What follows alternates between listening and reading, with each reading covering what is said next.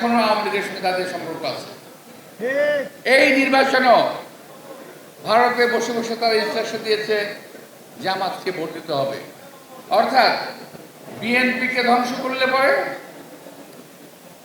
আর কোনো সমস্যা থাকে না জামাত ইসলামের। আওয়ামী লীগ বাইরে থেকে বসে জামাতকে বলবে এই মৌলবাদীরা সব দেশে আছে, সুতরাং এই দেশটাকে দখল করতে হবে, এরকম চিন্তা ভাবনা আওয়ামী লীগের ভিতরে আছে, কিন্তু কিছুই বুঝতে পারছে না দেশটা কোন দিকে যাচ্ছে। আর একটা বিষয় হলো, আমাদের এই দেশকে বিএনপি নেতা শহীদ রাষ্ট্রপতি জিয়া রহমান স্বাধীন করেছিলেন। এই দেশের মুক্তিযোদ্ধাদের সঙ্গে নিয়ে দেশটাকে স্বাধীন করেছিলেন। আমি মনে করি, বিশ্বাস করি, আমি নিজেও একজন মুক্তিযোদ্ধা ছিলাম, একমাত্র বিএনপির হাতেই সারা বাংলাদেশের স্বাধীনতা, সার্বভৌমত্ব নিরাপদ, আর কেউ এটাকে নিরাপদ রাখতে পারবে না।